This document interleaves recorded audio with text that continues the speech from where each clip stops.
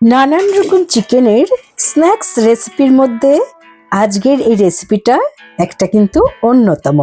অনেকেই হয়তো এটা খাননি, কিন্তু একবার যদি এই সহজ পদ্ধতিতে বানিয়ে খান। হ্যালো ফ্রেন্ডস, রুবিস কুকারি 2 থেকে আমি রুবি বলছি। আপনাদের সকলকে স্বাগত জানিয়ে আজকে একটা টিফিন স্ন্যাক্স রেসিপি নিয়ে আমি হাজির। চিকেন নাগেটস নিশ্চয়ই আপনারা খুবই পছন্দ করেন, আর যারা চিকেন নাগেটস খুব একটা কেনেন না বা খাননি, তারা তো অবশ্যই আজকে আমার এই রেসিপি ফলো করবেন। সবচেয়ে সহজ উপায়ে বানানো এই চিকেনের রেসিপিটা যদি একবার বাড়িতে বানিয়ে খান, তাহলে বারবার কিন্তু খেতে ইচ্ছা করবে। তা দেখে নিন আজকে আমি কিভাবে এই রেসিপিটা তৈরি করলাম। আমি 300 গ্রাম বোনলেস চিকেন বাজার থেকে এনে ভালো করে ধুয়ে টুকরো করে নিয়েছি। একটা ব্লেন্ডারের সাহায্যে আমাকে চিকেনটা ব্লেন্ড করে নিতে হবে। আপনারা চাইলে মিক্সিং জারেও এটা করে নিতে পারেন। আমি 1 কাপ ব্রেড ক্রাম্ব দিচ্ছি। আপনারা চাইলে পাউরুটি কেটে এর মধ্যে দিয়ে দিতে পারেন। সাইডগুলো ফেলে দেবেন আর মাঝখানে অংশটা দিয়ে দেবেন। তার মধ্যে আমি চিকেনগুলোকে অ্যাড করে নিচ্ছি। 100 গ্রাম চিকেনের জন্য 4 পিস পাউরুটি নিলেই চলবে। আমি এবার এটাকে ব্লেন্ড করে আনছি। চিকেনটা আমি ব্লেন্ড করে নিয়েছি, দেখুন। এবার এতে অ্যাড করার জন্য আমি নিয়েছি 1 ইঞ্চি আদা, 10-12 কোয়া রসুন। একটা পেস্ট বানিয়ে নেব। আদা আর রসুন অ্যাড করে এতে সামান্য জল অ্যাড করছি। বানিয়ে নিচ্ছি একটা পেস্ট রেডি। এবারে একটা বাটির মধ্যে আমি সবকিছু মিশিয়ে নেব। প্রথমে দিয়ে দিচ্ছি চিকেন কিমা।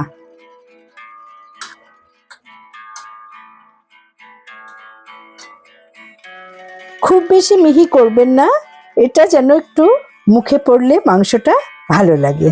ব্রেড ক্রাম্পের সাথে মেশানো এই চিকেন কিমার মধ্যে আমি দিয়ে দিচ্ছি আদা রসুন বাটা। দিচ্ছি স্বাদ মতো লবণ। বাটার 20 গ্রামের মতো রুম টেম্পারেচারে রাখা।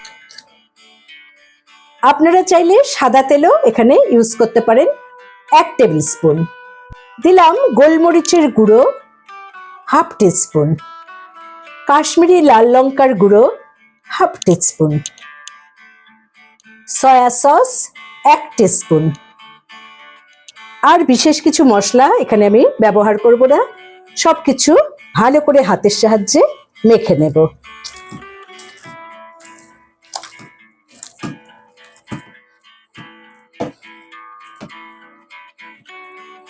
বাটারটা এই কারণে দেয়া যে এতে কিন্তু নাগেটস গুলো খুব জুসি হয় ভেতর থেকে। তা আপনারা সাদা তেলও এখানে ইউজ করতে পারেন। তা ভালো করে মাখা হয়ে গেল। আমি সামান্য তেল এতে মেখে নিচ্ছি। এবারে একটা চপিং বোর্ডের উপর আমি রেখে দিচ্ছি। এবার হাতের সাহায্যে একটু সমান করে ছড়িয়ে দিচ্ছি। জানবেন এই সহজ রেসিপিটা যদি বানিয়ে আপনারা স্টোর করে ডিপ ফ্রিজে রেখে দেন, তাহলে বাড়িতে হঠাৎ অতিথি এলেও কিন্তু কোনো সমস্যায় পড়তে হবে না। আমি চাকুর গায়ে একটু তেল মেখে নিলাম, তাহলে কাজটা করতে আমার সুবিধা হবে। এবার চারপাশ থেকে চাকুর পেছনটা দিয়ে আমি সমান করে নিচ্ছি। এবারে আমি চৌকো চৌকো করে কেটে নেব।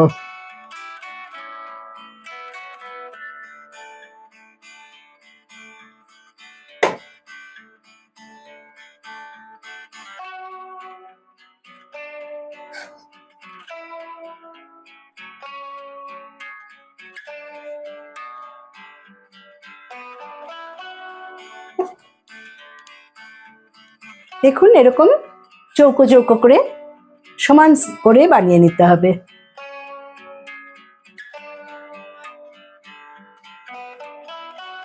দেখুন, আমার সমস্ত এক সাইজের নাগেটস তৈরি। এবার আরেকটা স্টেপে আমাদের যেতে হবে। আমাকে একটা ব্যাটার বানিয়ে নিতে হবে। আমি একটা ডিম ভেঙে নিচ্ছি।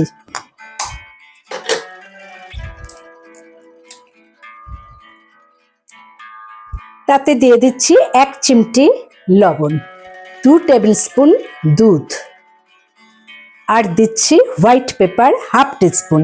আপনারা চাইলে ব্ল্যাক পেপারও ইউজ করতে পারেন। এবারে ভালো করে ফেটিয়ে নিচ্ছি। তবে ডিমে যাদের অ্যালার্জি তারা এটা কর্নফ্লাওয়ার দিয়ে বানিয়ে নিতে পারেন। নিয়ে নিচ্ছি বিস্কিটের গুঁড়ো, আপনারা চাইলে টোস্ট বিস্কুট গুঁড়ো করেও নিতে পারেন। এবারে নাগেটসগুলোকে প্রথমে এই হালকা পাতলা ব্যাটারে ডুবিয়ে নিয়ে বিস্কুটের গুঁড়োর মধ্যে ফেলবো। এইভাবে 3টে করে আমি একসাথে বানিয়ে নিচ্ছি। সবগুলো আর আলাদাভাবে দেখাবো না, আমি প্রথম 3টে দেখিয়ে দিচ্ছি এবং একই স্টেপ আমাদের ফলো করতে হবে। এই বিস্কুটের গুঁড়ো মাখানো হলে আবার এগুলোকে ব্যাটারে ফেলবো। 2বার কোট দিলে এটা ভালো হবে। দেখুন আবারও ব্যাটারে ফেলছি। এখান থেকে তুলে বিস্কুটের গুঁড়ো রেখে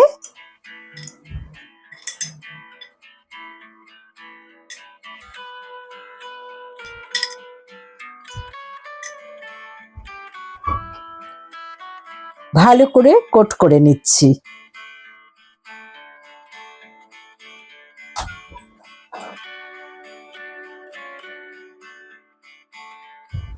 এইভাবে একে একে সবগুলোই আমি কোট করে নিলাম।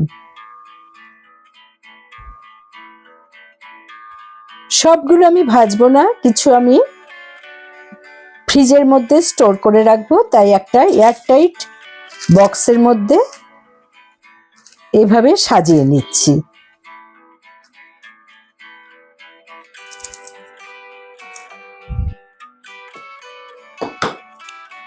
এরকম এয়ারটাইট বক্সে রেখে দিতে পারেন। এবারে আমি বাদবাকি চিকেন নাগেটসগুলো ভেজে দেখিয়ে দিচ্ছি। বসিয়ে দিলাম একটা ফ্রাই প্যান, আমি অ্যাড করে দিচ্ছি রিফাইন্ড অয়েল। প্রায় 2 কাপের মতো আমি এখানে রিফাইন্ড অয়েল অ্যাড করে দিচ্ছি। তেল গরম হয়ে গেছে, আমি এবারে একে একে চিকেন নাগেটসগুলো ভেজে নেব।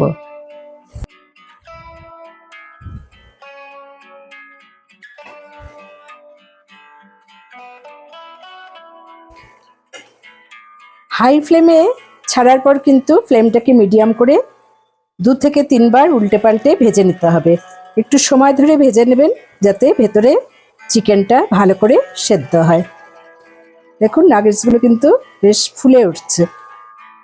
যারা এয়ার ফ্রায়ারে এটা ভেজে খেতে চান তারা শুধু অয়েল ব্রাশ করে এয়ার ফ্রায়ারে 160 ডিগ্রিতে 10 থেকে 15 মিনিট ভেজে নেবেন।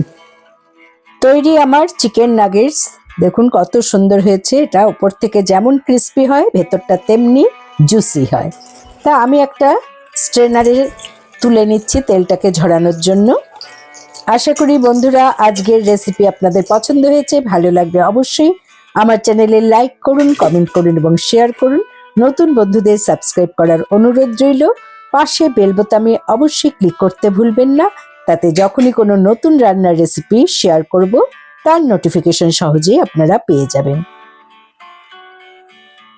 ওপর থেকে ক্রিস্পি এবং ভেতরটা খুবই এটা জুসি হয়। ভালো থাকুন, সুস্থ থাকুন। পরের এপিসোডে নতুন রান্নার রেসিপি নিয়ে হাজির হব আমি রুবি। Thanks for watching.